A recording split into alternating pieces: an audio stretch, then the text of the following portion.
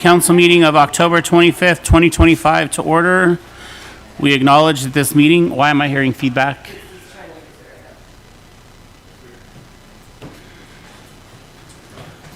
Sorry, Mayor. We acknowledge that this meeting is being held on the ancestral lands of the Coast Salish people and pay our respect to those past and present.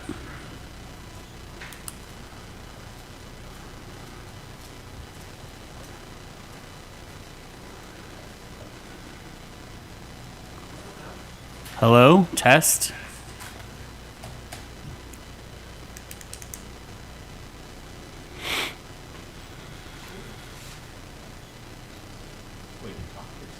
Can't talk to myself, yeah.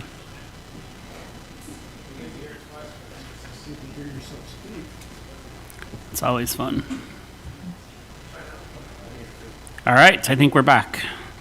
Tonight's invocation will be provided by Pastor Mark Bahr, Redeeming Grace Church. If we could all please stand for the invocation.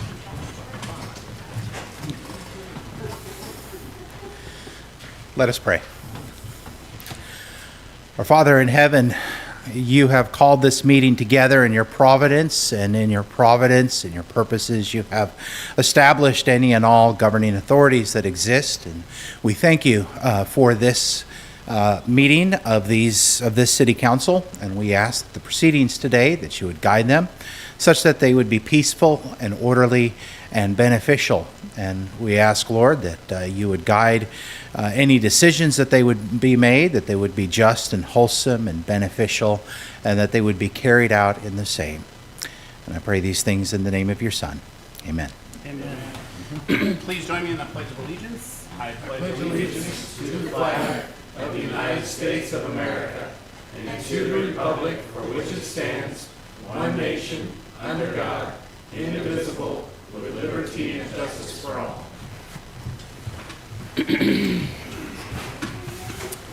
All right, thank you.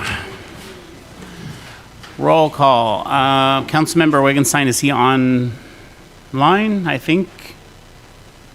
Nope, okay. So he has asked to be excused. Mayor Pro Tem is on her way in. She's just running a couple minutes late. So I would entertain a motion to excuse Councilmember Wittgenstein. I move we excuse Councilmember Wittgenstein. Petty House. What is that Navy thing? Second. We have a motion to excuse Councilmember Wittgenstein, seconded by Councilmember Marshall. Is there any further discussion? Hearing none, all in favor, raise your right hand. All right, that passes unanimously. Thank you. All right, next is the approval of the agenda. Are there any suggested changes to the regular agenda? All right, if none, it is approved as presented, and we will move on. So tonight we have a presentation. We have an outstanding performance award for our City of Oak Harbor Clean Water Facility, and here to introduce this tonight is our Public Works Administration Manager, Sandra Place. Good evening, Mayor and City Council members. I'd like to invite Jack up to the stand here and recognize him as the Clean Water Facility Manager. And tonight we're going to present the Outstanding Performance Award for 2024, in which they recognize their exemplary efforts in protecting and keeping Washington's water clean at the Clean Water Facility. And I've had the privilege of supporting this division over these last 10 months, and I tell you, they're creative, they're hard workers, and it's truly a pleasure to get to know them and to be a part of that team with them. So I give this to Jack and his team.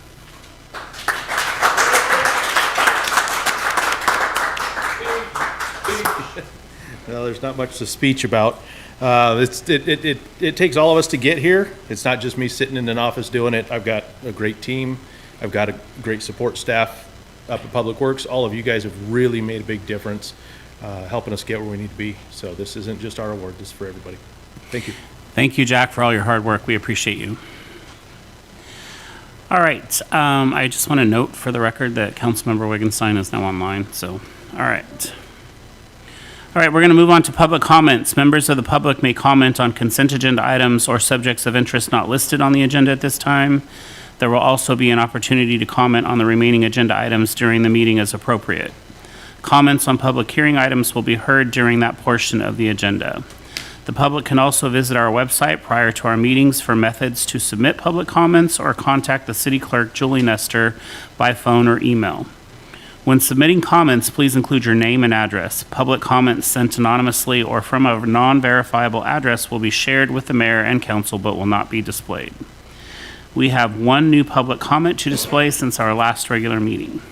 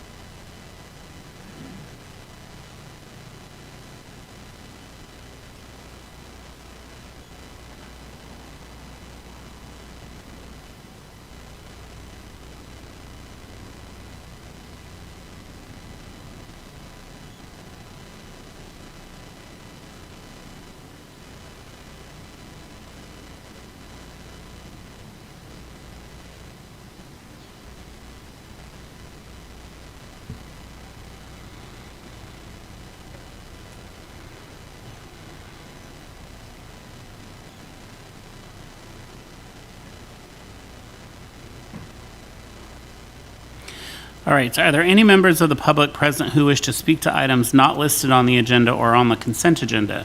If so, the clerk will call your name in the order in which you signed in to speak. Please step forward to the microphone and state your name and address. Please limit your comments to 3 minutes. Thank you, Mayor. We have one individual that signed up to speak. Samuel, will you please let me know your name when you get to the microphone? I have a little difficulty reading it here.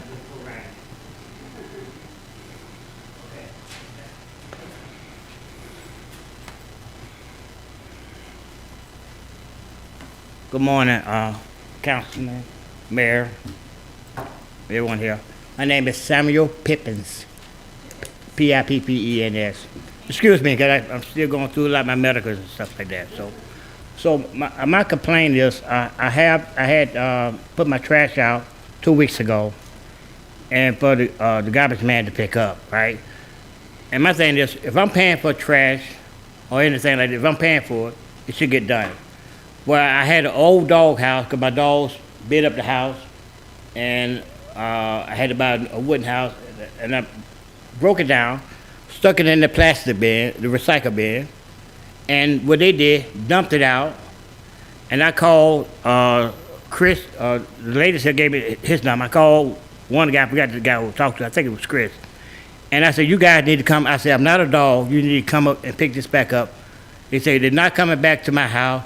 We don't do that plastic dog house. I said, it say plastic, regardless if it's a plastic bottle or plastic dog house. Plastic is plastic. You can't change that. But by not picking it up and dumping my trash can, drop my recycle bin on the ground, and not picking it up, and when I call somebody gonna pick it up, trust me, it's still there. I'm not picking it up. You know, I did 20-some years in the Navy. I'm retired Navy. You know what I'm saying? And I'm 65 years old. I don't have to put up with that. So that's about it.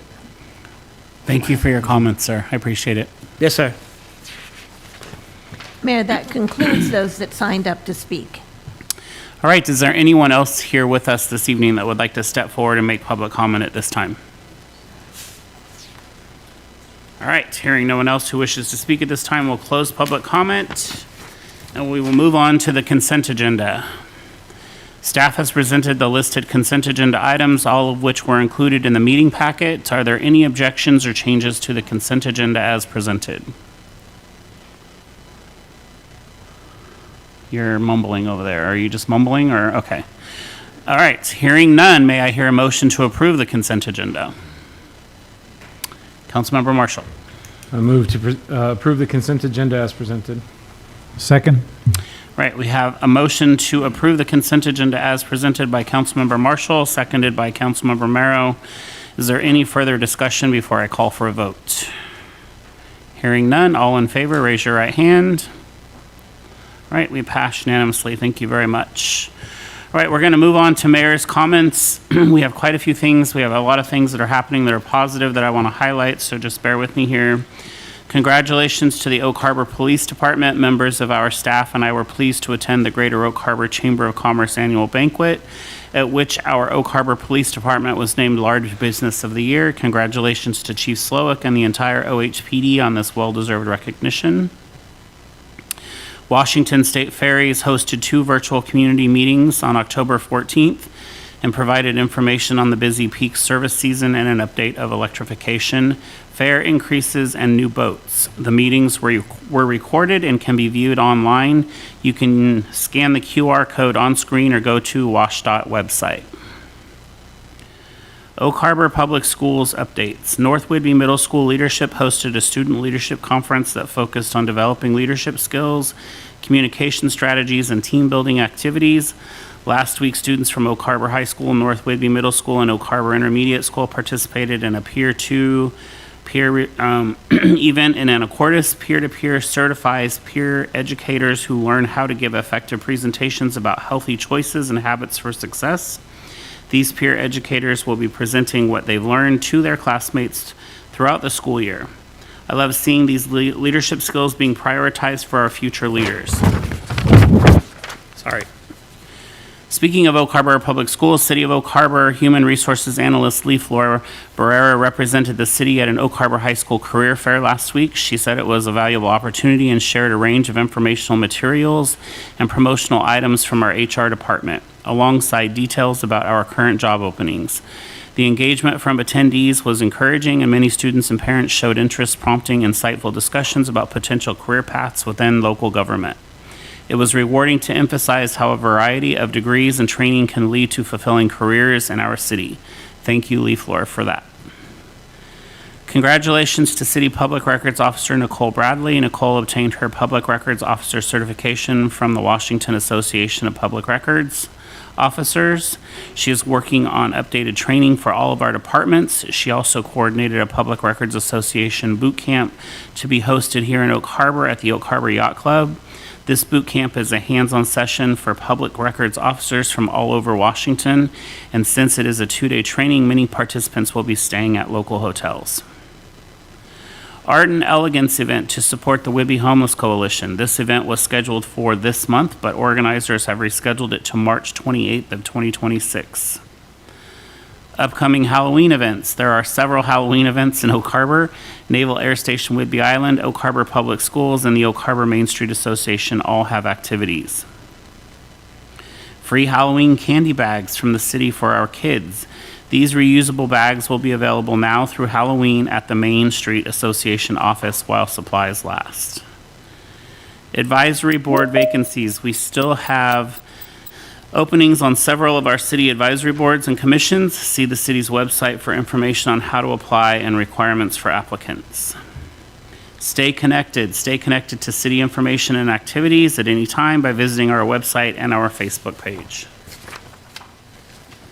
All right, joint meeting with Island County Board of Commissioners. At our October 7th regular meeting, City Council meeting, we discussed holding a special joint meeting with Island County Board of Commissioners on October 28th from 1 to 4 p.m. regarding comprehensive planning and moving our regular workshop to earlier in the day. I've subsequently had additional communication from Island County Board of Commissioners Chair Melanie Bacon, who indicated that the commissioners are pleased with the direction in which the meetings between both of our staffs are progressing, and therefore they do not believe a joint meeting is needed at this stage. Both of our staffs will continue to keep us updated as work progresses. As a result, we will not hold a special meeting, and our regular workshop will move back to its normal time of 1 p.m. on October 28th. And we've also provided each of you an email that Sabrina sent to you right before the meeting that kind of highlights where we're at with the comp plan, and as well as a map and where we're going. All right, so you're finally done listening to me talk, and I will now call upon council for any council member comments or questions that you have or would like to share with all of us, as well as to please notify the city clerk of any community events they plan to attend so that a notice of attendance can be issued in the case of a possible quorum. Yes, Councilmember. Just a quick update on the last Planning Commission meeting. Planning Commission is deep in the troves of the comp plan update.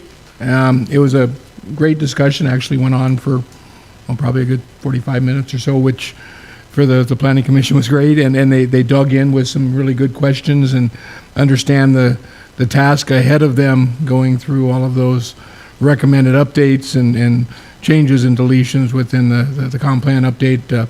As we explained that night, we do comp plan amendments obviously every year, but it's only every 10 years that we do these major updates, and it's a lot of heavy lifting, and they realize that we're going to be relying as council upon them to do some of those deep dives and come back to us with recommendations based upon sound and investigative work. So, good meeting. Great, thanks. Anybody else? Yes, Councilmember Stuckey. I'm not sure if it's gone to the code enforcement officer, but I've had 3 individuals reach out to me about the litany of signs on Swantown and 20. I'm getting a nod over there.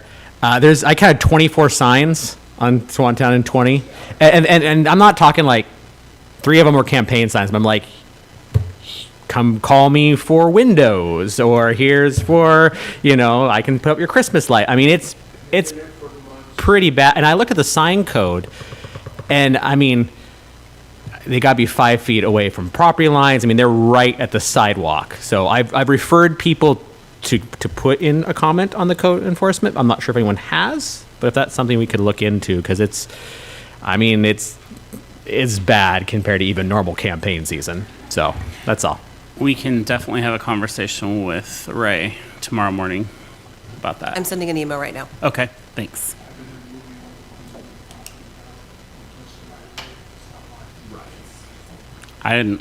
Where's this at? It's on 20? Yeah, it's Swantown and 20. Oh, I don't. Yeah. That's. I mean, there's always little pockets, but it's gotten worse than it has in years past. Okay. All right. All right. Anything else? Yes, Councilmember Marshall. Thank you, Mayor.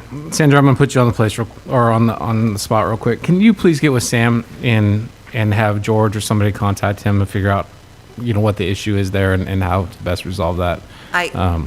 Just so you know, I sent an email on that already as well. Oh, never mind. You're being taken care of. I appreciate it. Thank you so much. Okay. Yeah.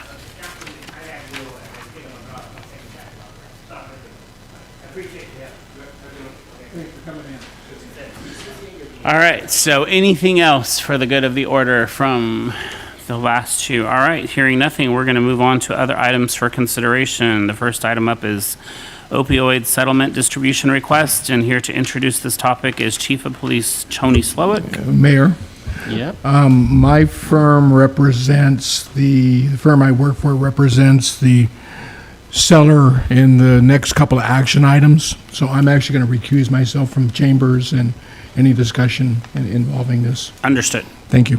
You too. As I owe a debt note to Ron Wallen, I will also be accusing myself. Okay. Thank you.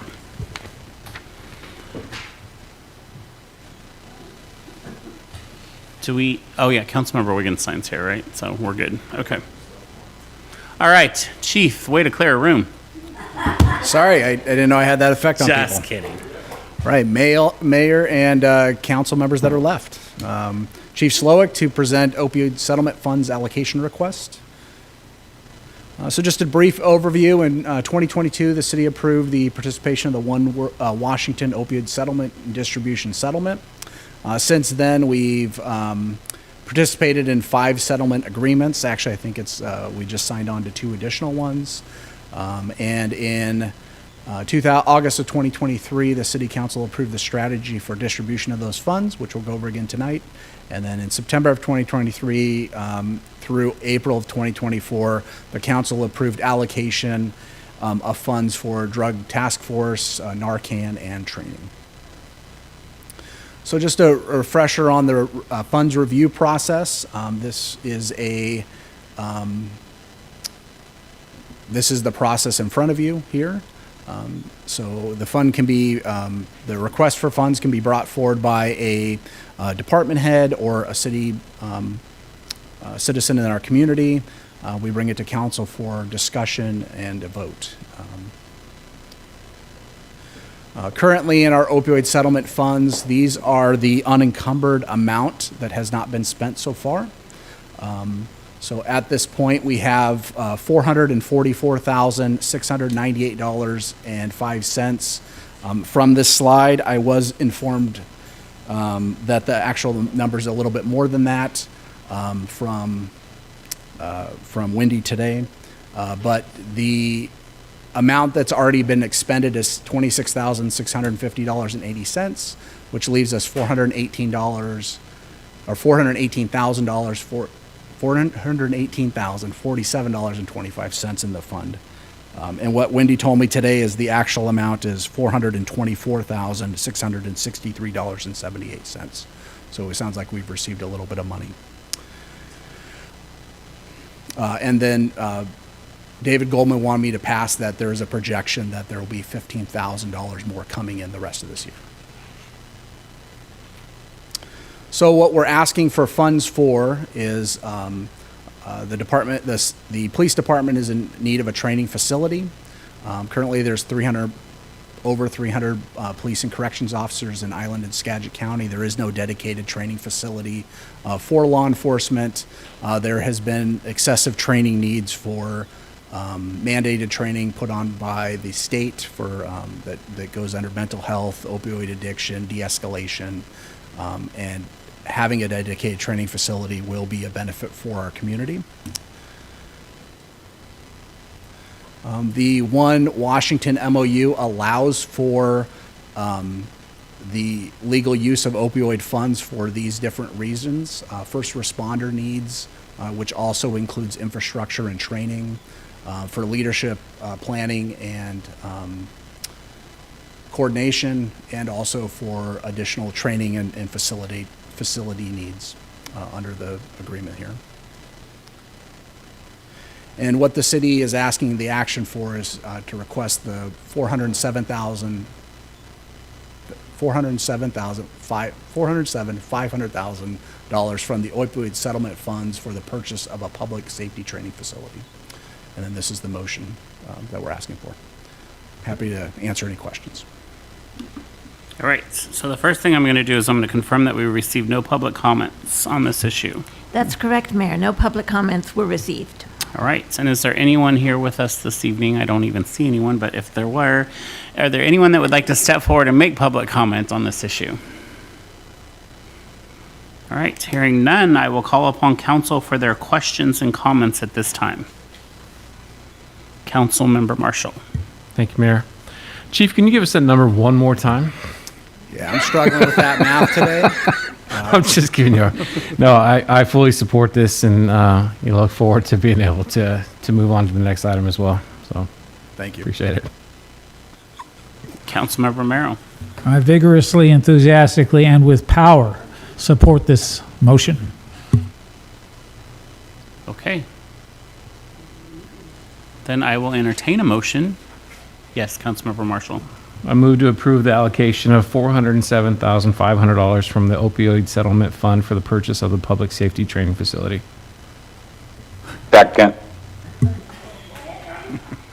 All right, we have a motion as presented by Councilmember Marshall, seconded by Councilmember Wiggenstein.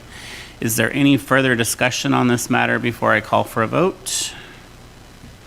All right, hearing none, all in favor, raise your right hand. Councilmember Wiggenstein is affirming, so it passes unanimously. Thank you very much. Thank you. Now we're going to move on to purchase of real estate for regional public safety training facility, and here to introduce that is our Deputy City Administrator and Finance Director, David Goldman, as well as Tony Slowick, our Chief of Police. All right, good evening, Mayor, Council, Tony, Chief of Police. It's Dave Goldman joining you from 3 hours away. So this item is for the purchase of the Regional Public Safety Training Facility. So the location of the proposed regional training facility is up on Goldie Road, north of State Route 20, in this location as denoted by the red square. little bit more of a close-up. This property is comprised of 3 units. The subject of the property purchase agreement is for units 1 and 3.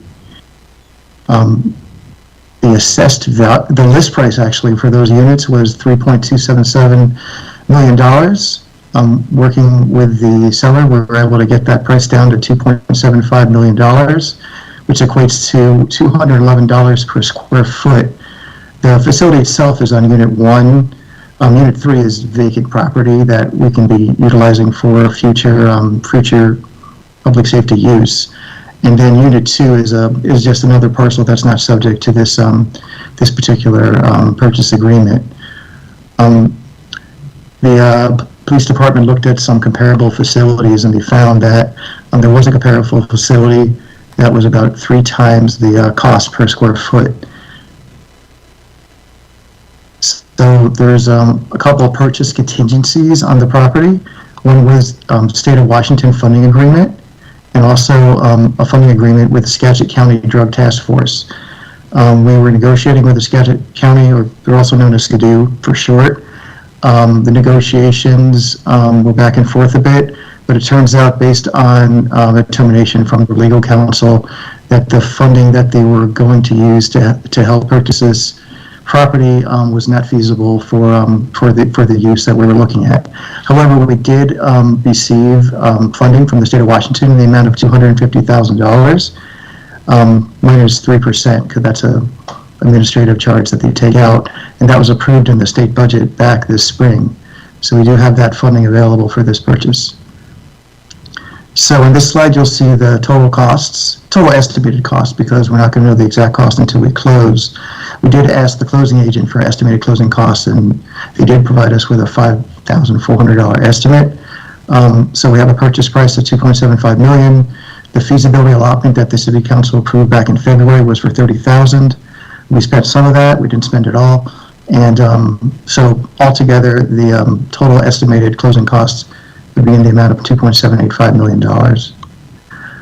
The funding plan for this property would be that funding from the state of Washington minus 3%. We would take the opioid settlement of $400,000 plus that 3%, $7,500. And then we have an accreditation grant that the police chief can go into more detail. Basically, it's just a grant that's provided to us based on accreditation of our department. We also took a look at the budget, the current police budget, and we found that we're projected to save in the neighborhood of $300,000 on salary and benefit costs under budget. So that's $300,000 there.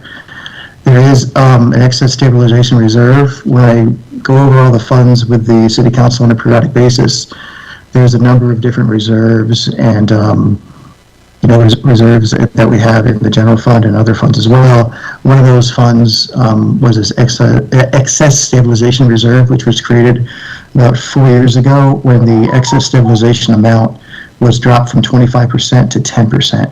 So this funding was put in the general fund. It was $1.4 million. We used $400,000 for another project about 3 years ago or 4 years ago, and this is what's remaining.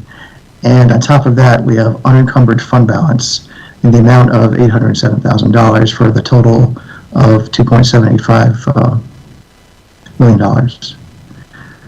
So with that, I have a suggested motion for the council to consider, and we are available to answer any questions you may have. Thank you, David, for that. I will first confirm that we received no public comment on this matter. That's correct, Mayor. No public comments were received. Great. And is there any public comment from anyone here with us this evening, or anyone that would like to step forward and make public comment at this time? All right, hearing none, I will call upon council for their questions and comments. Councilmember Merrill? Let's get this done. Okay. Councilmember Marshall? Thank you, Mayor. Chief, assuming this goes through tonight, how soon can we take possession? When do you anticipate or other groups will want to start using it? When can we start looking at and entering into some agreements with some of the other agencies to, build back some of this fund balance? Yeah, I have 3 other agencies that that have expressed interest in having a partnership agreement to use the facility. We did receive a grant from the Criminal Justice Training Commission to purchase for mats for the facility, so we'll have to purchase those mats. But the range is ready to be used now, and the escrow part, that's a great question. If that's a few weeks, or I'm thinking that's what I've been heard that it might take to get full control over it. And how long is our? Yeah, we're going to notify the seller as soon as this, well, depending on what happens tonight, if the council approves it, we'll notify the seller and then the closing agent, and we'll get the process going. How long is our agreement with North Woodby Sport? I think that's the current It's range. an annual agreement. Yeah. So we're in that period where we can notify them that we were going to end it. So. Okay. Sounds good. Barring any other questions from council, I'll make the motion therefore. Oh, Mayor Pro Tem would like to know when we're going to get a tour. We can arrange a tour quickly. Yeah. All right. Anything else? All right, I would entertain a motion then. I move to authorize the expenditure of funds for the purchase of units 1 and 3 of the Goldie Street Business Park for $2,750,000 plus closing and feasibility costs, and waiving the contingency for the execution and satisfaction of a funding agreement between the members of the Skagit County Interlocal Drug Enforcement Unit Task Force and the City of Oak Harbor. Second. All right, so we have a motion as presented by Councilmember Marshall, seconded by Councilmember Merrow. Is there any further discussion before I call for a vote? Hearing none, all in favor, raise your right hand. Passes unanimously. Thank you very much, and congratulations, guys. Chief. Yeah, thank you very much, Council. All right. All right. Next, we have the Skagit County Jail interlocal agreement, and here to talk about that is our Police Chief, Tony Slowick. All right, wait for everybody to come back in. Sorry, I was going to say, can we call the other two back? I'm sorry. Sorry about that. Everybody missed the puppet show, sorry.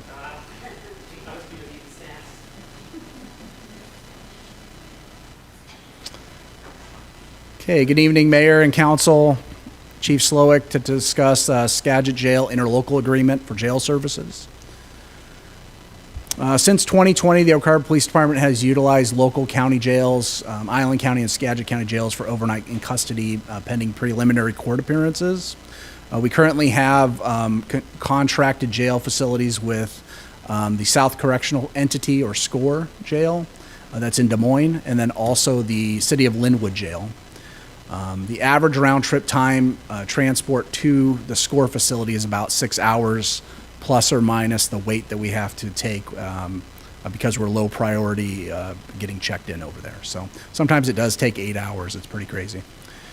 The situation we have is that in August of 2025, an inmate was held in custody by the Island County District Court.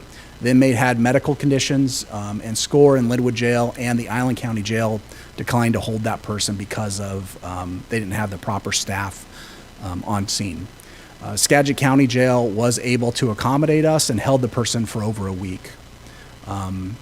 Through that conversation, they agreed to enter into a contract with us for emergency services. So provides us flexible housing options, reduces our travel to King County, all those other options you see there. So as you look at the Skagit County Jail, the guaranteed bed or the non-guaranteed bed rate is higher than what our other rates are within SCORE, our guaranteed bed rate in SCORE, and then our non-guaranteed bed rate in Linwood. However, the travel time is greatly reduced. It's actually accommodates the prosecutor's office better, accommodates court better, and I think that it allows for people detained or inmates held in custody to have family visitation and those things as well, because they stay in the region. The funding for the jail services comes through our police department budget. Currently, we budget $435,000 for professional services in our budget every year. And we're asking for a motion to authorize the mayor to sign the interlocal agreement with the Skagit County Jail for jail services. I'm happy to answer any other questions. Great, thank you for that. So first, I will confirm that we received no public comment on this issue. And that's correct, Mayor. No public comments were received. All right, and is there anyone here with us this evening that would like to make public comment at this time? Hearing none, I will call upon council for their questions and comments, but I just have, really, the further south we go, it's cheaper? It's a larger facility, so Oh, is that why? you have to think about they have over 1,000 beds there. Got where- it, okay. yeah. That makes sense then. Yeah. All right, anybody else for the good of the order? Questions, comments? Councilmember Merrill. I am a little surprised about the higher rate, but in light of lower risks and wear and tear on the vehicles and so forth, I support this concept and this motion, or the motion to come. Councilmember Marshall. Thank you, Mayor. I think this, I too think this is a good idea to have, a closer facility to be able to utilize. I'm just curious though, what kind of medical, and not to disclose anything with that individual, but what kind of medical conditions would Skagit be able to handle that the other three facilities just can't? Yeah, so the challenge is that SCORE recently went through a provider change. When that happened, they did not have 24-hour medical doctor services, so a medical doctor was overseeing their medical staff.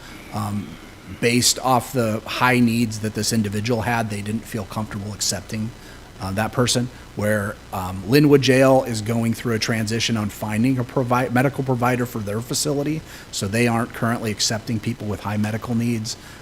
Skagit Jail already has that established, and that's based off of the good working relationship that they have with their medical providers in that area. So just happened to be this unique situation that we're in. And then Island County Jail doesn't have those type of services, so, yeah. Councilmember Stuckey. Way too early, but perhaps you have some insight. I know Island County is working on a possible new jail concept. Has this been in the discussion it's preliminary, but would something like that possibly talking about those sort of services being available? Yeah, we have, the mayor, myself, Sabrina, I believe we all have facilitated conversations with the county about our needs for jail services in Island County.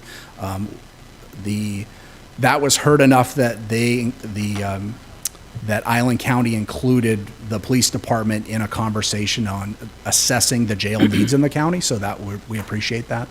And we are definitely part of that conversation, so. So last month at the Council of Governments, we had a very in-depth presentation on this topic, and right now they have the feasibility study done, and we're looking at 4 or 5 different locations between here and Coupeville where they're going to put the new jail. So, yeah, yes. Councilmember Wiesner. Thank you. Chief Slowick, just out of curiosity, what's the town of Coupeville and the town of Langley doing for jail services? So Coupeville contracts all of their law enforcement services with Island County.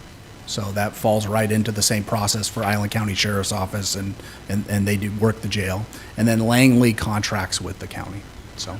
But the county didn't want to contract with us due to volume? The challenge we get into is county is we definitely have a working relationship where they will hold our overnight holds.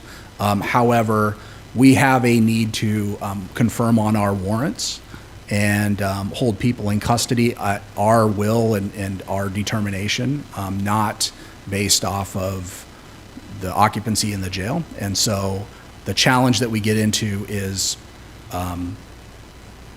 we want to make sure that we can confirm those warrants. So they are unable to guarantee us housing for that. They have been very accommodating. They work with us often. I appreciate our working relationship with the sheriff's office and the sheriff and the jail staff.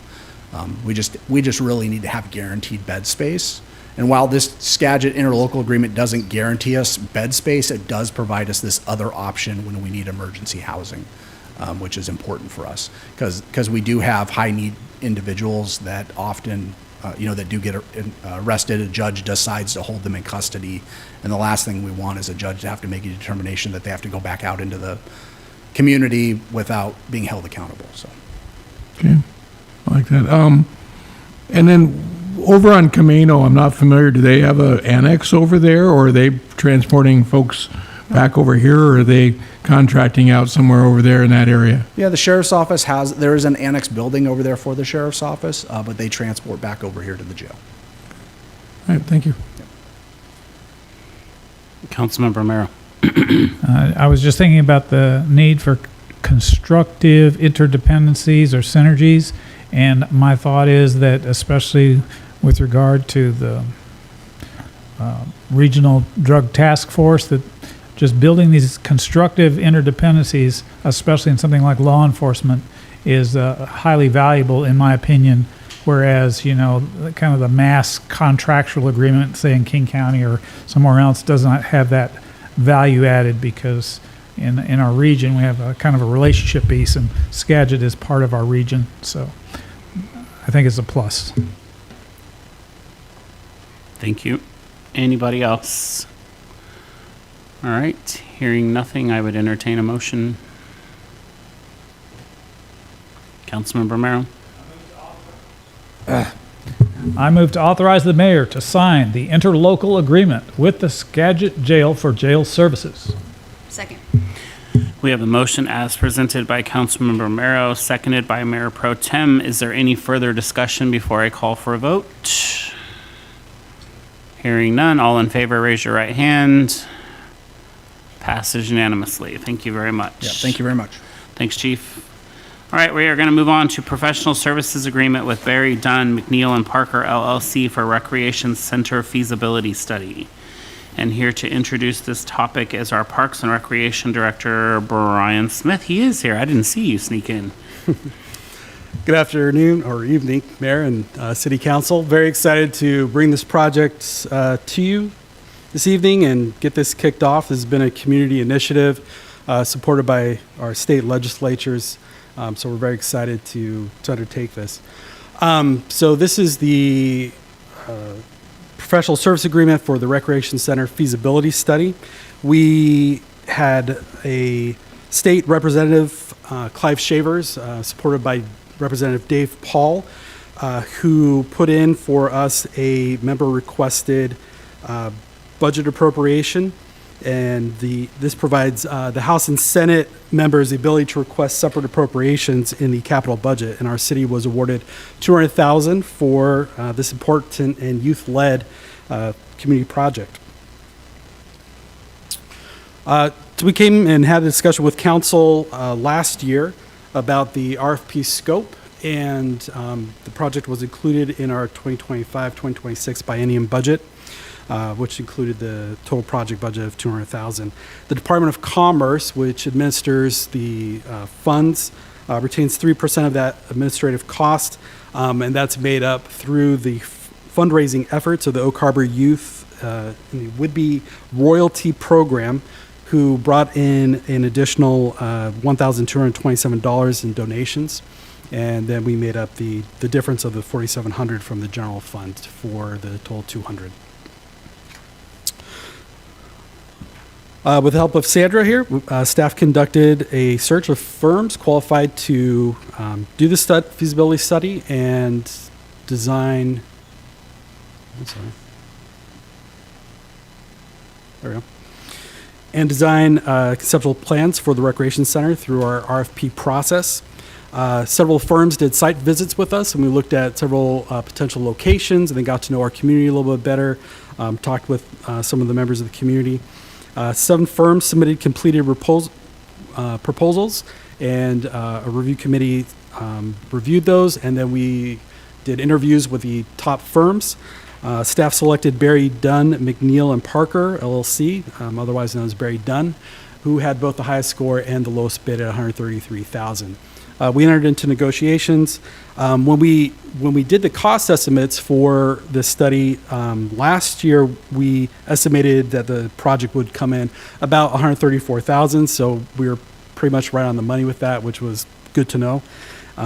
We did have some additional budget allowance, so we talked with them about some value-added additions to the scope. And the scope of the professional service agreement includes several phases. Phase 1 will be the initial project planning. We'll go through the project work plan and schedule, conduct data review, have our facility kickoff meeting, and conduct status update meetings. The deliverable of that will be the project work plan and schedule. Phase 2 will include identifying and assessing competitive facilities, preparing a market analysis, assess demographics and population projections, prepare a trend analysis, determine market segments, conduct a program and services assessment, conduct a site analysis and ranking, develop facility concepts for both interior and exterior sites, develop a financial model, put together an annual operations budget projections, which will help us to create a projected pro forma, and then prepare an operations assessment. And so you see the deliverables that will come from phase 2 in the analysis phase. For phase 3, we'll create a detailed engagement strategy, engage internal leaders and staff, facilitate focus groups, develop a project website and engagement portal, facilitate public input sessions, and prepare an engagement feedback summary, which will be detailed in the engagement strategy. For phase 4, we'll present those findings and conduct a visioning workshop. And then phase 5, we'll have development recommendations, implementation strategies, and a draft study. We'll do a review of that study and then prepare the finalized study, which will be then presented to council after approval from the Parks and Recreation Commission. The anticipated schedule for the project is about 10 months. Barry Dunn can expedite or elongate this process as necessary to accommodate the city's needs. For instance, we may adjust the work plan to accommodate for the holidays and make sure that we can select the most optimal dates for public engagement. Costs for the agreement was negotiated with some value-added items, expanding services with the available funds from the state. So we added about 100 additional hours, doubled the site visits, expanded engagement, which was a strategic priority for the administration, so we wanted to make sure that that was done correctly. As well as provide some conceptual renderings that we can use for the visioning, as well as fundraising, and then some additional financial analysis for council's information. So the total cost of the agreement is $174,938. So just sum up, the professional service agreement is between the city and Barry Dunn for $174,938. We are asking for the amount not to exceed the $200,000, which was appropriated from the state. And the terms we expect to run about through August 2026. Those are flexible. We anticipate about 10 to 12 months for the completion of the study. And there's some flexibility in there depending on the needs as we get into it, if we want some additional financial analysis, or as we go along, if we get feedback from council or the commission on additional items that they'd like to see out of that. We do have some additional budget to play with. And then, we'll present that feasibility study and conceptual design along with programming of the recreation center, and then financial strategies for implementation at that point. So with that, you have the agreement in your packet. And happy to answer any questions, and then we have a suggested motion for you as well. Great. Thanks, Brian. So first, I'm going to confirm that we received no public comment on this issue. That's correct, Mayor. No public comments were received. All right. And are there anyone here with us this evening that would like to stand up and make public comment on this issue? All right, hearing none, I will call upon council for their questions and comments. I just want to ask one quick question, though, Yes, Brian. It looks like we're saying we're going to start in October, but we're probably not realistically going to get started until next month, right? Yeah, we might do a preliminary kickoff meeting with the consultant, just touch base with the Parks and Recreation Commission. Yeah, but it might even be after the holidays. So we're not on a time frame. Sure. So. Yeah, okay. All right, with that, council, questions, comments, this is all for you. Yes, Councilmember Romero. I strongly approve of doing the proposal. I do offer up this caution. I was a director for a campus, for a university campus, a college campus, for about a year, and they tasked me with finding a site to relocate the college campus. And they did a contract like this. I mean, not like this necessarily. And I went through it, and then I started researching all the sites, and 1/3 of them were synthetic. I mean, they were just dreamt up. And I mean, they had addresses and everything, and it was all fabricated. And this was before AI. So I would just urge caution with regard to, as they say, lowest bids. I mean, I'm all in favor of lowest bids, but getting that quality assurance piece in there is very important. That's all. Great. Councilmember Wiesner. Thank you, Mayor. Yeah, and thanks for this, Brian. Long awaited. I've been waiting about 64 years for this. So, yeah, give or take. So I do have some questions, and I'm sure you have the answers, and if not, you'll get them for me. But you know, public engagement is always a concern from me. You know, I'm going to be consistent every time we hire a consultant and they say they're going to create public engagement. And I think the last one I was critical of was, I think, the arts plan, where I think we had like input from like 175 people, and I just don't consider that public engagement. You know, I think we're going to have a little easier success with this subject.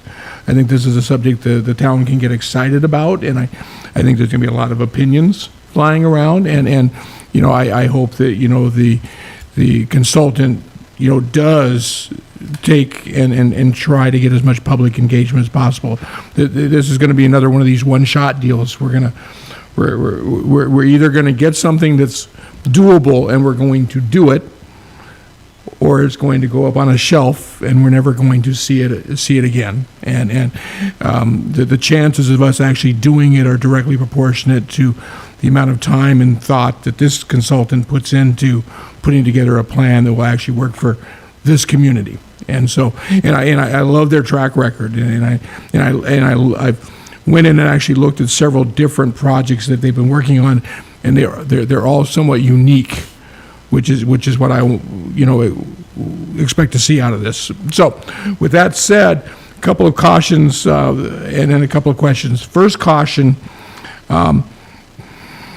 Whenever we take on a feasibility like this, without knowing where a project like this could go in our community, it makes the feasibility that much tougher. It makes the conceptual concept of it moving forward much tougher.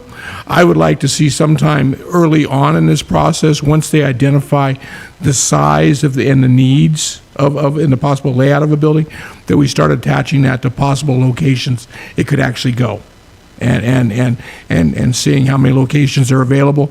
Obviously, property acquisition or location for this is going to be something that happens very early on. It's probably going to be the least expensive part of the project. And if we have that solidified where a project like this would go, everything from feasibility starts falling in place, and obviously then all the engineering numbers become real and believable, rather than engineering numbers just picked out of the sky, right? Obviously, if they call for a 20,000 square foot slab on grade building, we don't want to be considering properties on a 9% slope. Agreed. So I'd like to see that somewhere in there. But more importantly, are they going to identify for us possible funding sources? I know there's a program in here where they're talking about identifying the finances and where revenue sources could be once it's up and operating. But do they, as consultants, identify where we might be able to possibly fund the construction of this? And are they also going to be looking at possible public-private partnerships to do that, to kind of outside the box? Yes, we've called out both those in the scope, and so that's included in. I don't think we'll have any major surprises about possible locations. You know, when we did the site visits, we took them around to a good handful of potential sites, and I don't know that we're pretty landlocked. I don't think we're going to find any surprise, 20 acres that we're not aware of, right? The two big factors for me in the selection of Barry Dunn was, one, their expertise with public engagement. We really drove that point home, maybe overly stated that. With who we have in our administration, that is an area that's very important, and we did relay that that was a strategic priority. It is public engagement, make sure we get that piece right, and I think those were lessons learned from the art plan. The other factor was that I appreciated that we could rely that they would not pull any punches. Like they're not going to sugarcoat things. So if it simply is not feasible, financially viable, if it just does not make sense for the community to build what the community wants to be built, they're going to tell us that. They're going to say this doesn't make sense. But they will identify funding opportunities and funding strategies for the implementation of it. The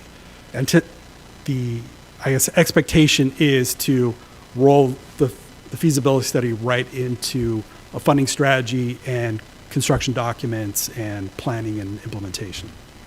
And I like to hear that, right? Because you would have to agree to me, once this makes it on the shelf, not often does it come off the shelf. And so obviously, you know, I just thinking out loud, I wouldn't even be opposed to, as you're going through feasibility, if there was a property that stood out as the one, right, that get tied up through that feasibility process. I mean, that's how it works with land, and obviously then you have even a better opportunity of rolling this directly into something. As we know, funding comes for stuff like this to those projects that are most ready to go often, and obviously, like I say, once it goes on the shelf 6-8 months down the line, the chances of funding coming out of the walls at that point in time versus when we're right in the middle of it, I think, reduce significantly. Yeah, I think this will bring a lot of awareness and community support for the project, which will also help identifying how we implement it. All right, thank you, Brian. Thank you, Councilmember Wiesner. Councilmember Marshall. Thank you, Mayor. I see Maggie popped up on there. Did you have anything you wanted to add to that, Maggie?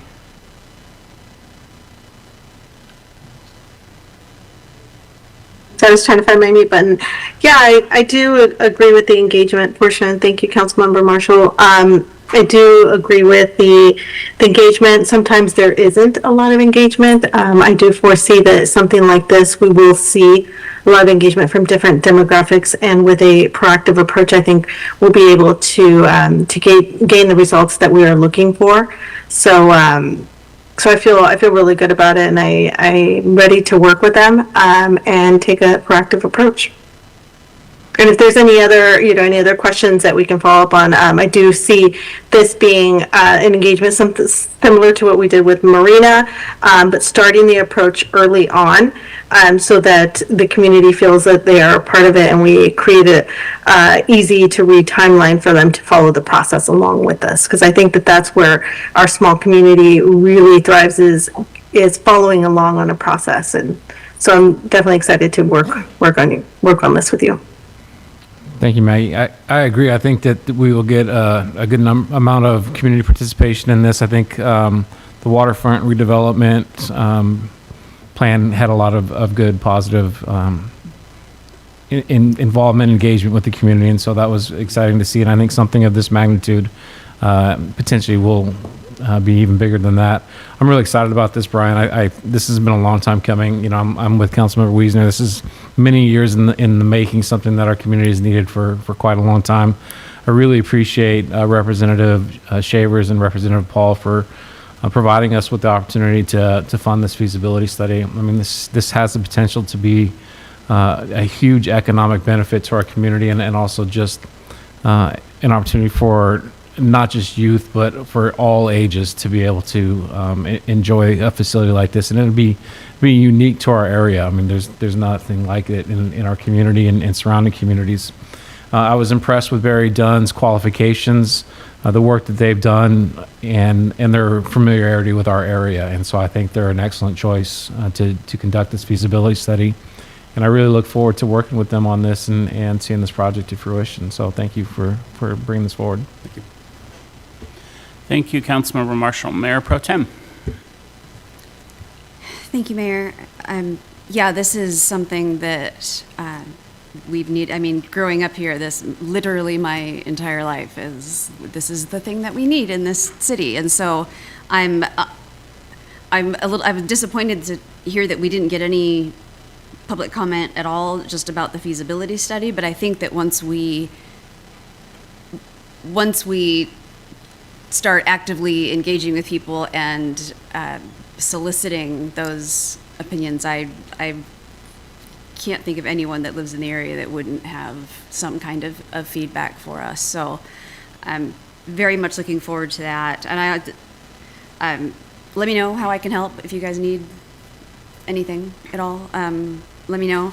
And I wanted to throw a thank you in there as well to Nolan Saltonstall specifically, because he was here at every single meeting every 2 weeks with public comment saying, hey, this is a thing that we need. And that's how you get stuff done, is when people show up consistently and don't take no for an answer, basically. So that kind of enthusiasm is what drives stuff like this all the way to the level of the Representative Shavers and Paul that can actually secure funding to get this done. So it's been a community effort up until now, and it'll be a community effort all the way to the end. And I'm really looking forward to seeing a concept. It's really exciting. Thank you. Thank you, Mayor Pro Tem. I will be sure and send Nolan a Facebook message tonight, thanking him and letting him know where we are. Yes, Councilmember Stuckey. Well, we've all hit on it, but realize it works both ways when we talk about public engagement. You mentioned no public comment. I dabble in social media, shocker, and I posted about this, and I got 23 comments about things that people wanted. And I told them there will be a public engagement piece to this. Please fill it. I'm looking right at the camera. Please fill it out. We need folks to give us their feedback, not just in a Facebook comment, but directly through the surveys that we put out, the workshops that are done. That is the time to let us know what you want, not after decisions have been made and the plans have been done. So social media comments, okay, but please take that extra next step, that extra 5 or 10 minutes or however long it takes to fill out this public engagement so that we can get something that the community feels is what they want. So thank you. Thank you, Councilmember Stuckey. Yes, Councilmember Wiesner. And just a quick thought along those lines, I would think public engagement at the high school, right? Those are the folks who are going to become young adults by the time this thing is built. They're the ones who are going to be having children in our community and making decisions as to whether to stay here and live or move someplace else. And you've got, 1,600 students up there. I would think a joint venture between our consultants and the Oak Harbor High School at an assembly, well produced. I think we could get a lot of input from a lot of up and coming people in our community pretty quickly. Those would be some pretty big numbers for community engagement. That would be probably the largest community engagement we've had on any single subject. So The school district is going to be a major partner with this effort. Yes, Councilmember Romero. I was very impressed with your performance report for the annual, and I recall that you were setting the bar higher. So I wanted to state as an endorsement based on your previous performance here, just what's obvious, as well as your past performance in previous locations, that you are just right for this job. Get her done. no pressure. This project is a major reason I came to this community. Yeah, do you want to make the motion? Thank you, Mayor. I move to authorize the mayor to sign the professional services agreement with Barry Dunn in the amount not to exceed $200,000 for a recreation center feasibility study. Second. Second. All right, we have a motion as presented by Councilmember Marshall, seconded by Councilmember Stuckey. Is there any further discussion before I call for a vote? Hearing none, all in favor, raise your right hand. Passes unanimously. Thank you very much. Thank you. Congratulations. It's exciting. All right, there being no further business, is there a motion to adjourn? Move to adjourn. All in favor? We are adjourned at 6:35.